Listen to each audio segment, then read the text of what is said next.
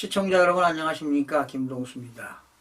여러분도 아시다시피 이재명 민주당 대표의 대장동 사건 재판을 2년간이나 맡아온 사람 있잖아요.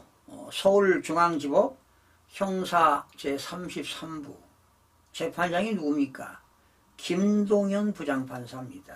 그런데 이자가 인사이동 신청을 해서 바뀔 가능성이 있다, 이런 얘기 했는데 오늘 인사이동이 있었네요. 김동연 부장판사에서 조형우 부장판사로 바뀌었네요. 그리고 배석판사 2명도 바뀌었습니다. 윤인한, 이재준 판사로 바뀌었습니다.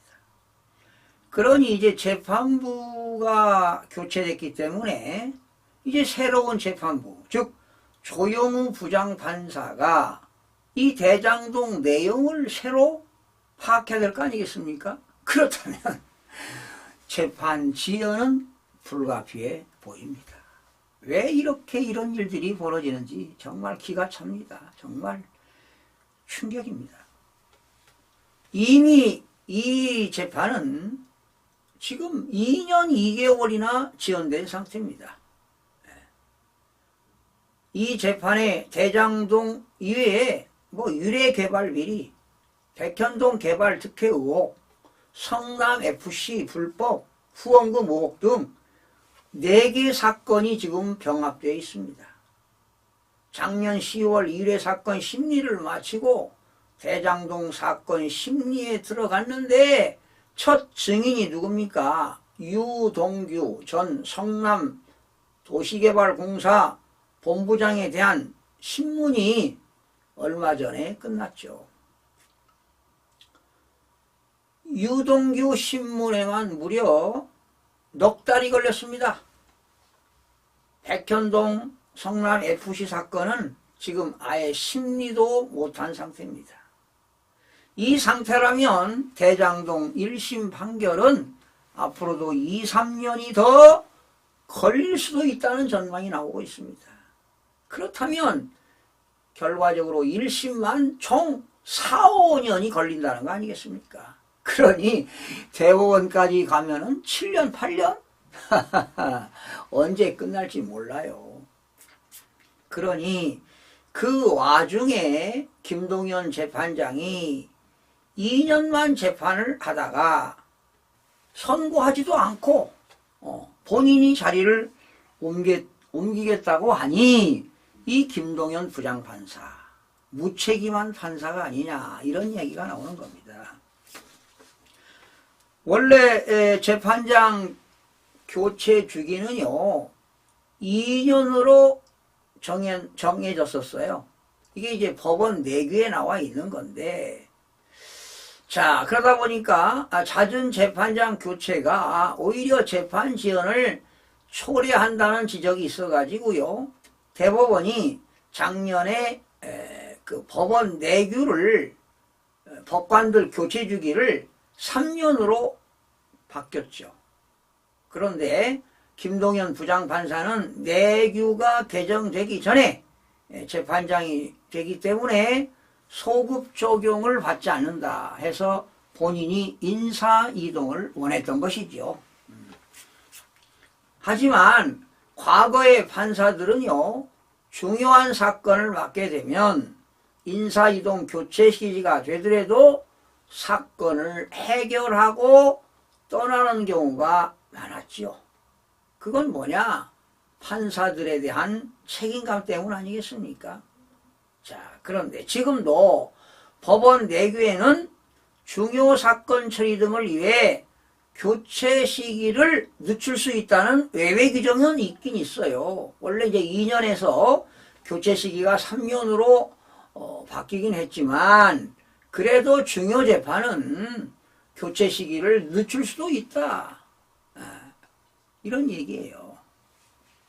결과적으로 재판관이 자신이 선고하겠다고 마음만 먹으면 못할 게 없다는 겁니다.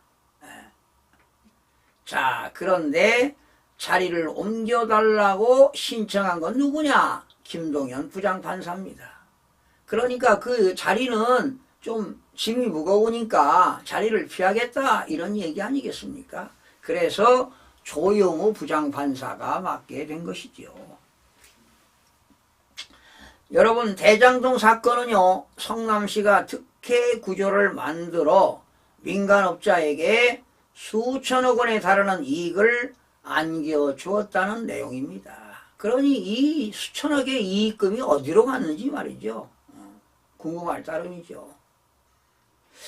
자, 이재명 대표가 기소된 여러 사건 중에 가장 중요하고 큰 혐의를 받고 있는 사건입니다. 수사 기록만 수백 건에 달할 정도로 사건 규모가 방대해 재판에 시간이 걸릴 수 있습니다. 그렇다면 재판을 신속히 진행해야 되는데 형사재판은 그런 집중심리가 원칙 아니겠습니까? 하지만 김동연 부장판사는 그동안 일주일에 한 번 정도만 재판 기일을 잡았습니다. 애초에 시간을 때우다가 도망갈 생각을 하고 있었던 거 아닌가 이런 의구심마저 들어갑니다. 그런데 요즘 윤석열 대통령은 헌재에서 변론 기일 오늘 10회를 하고 있지만 일주일에 무려 2번씩 했습니다. 일주일에 2번씩. 네? 자, 이거 어떻게 된 사건입니까? 이재명 대표의 재판장은 교체가 됐고 윤석열 그 형사사건은 그냥 기존에 있던 부장판사가 맡게 됐습니다.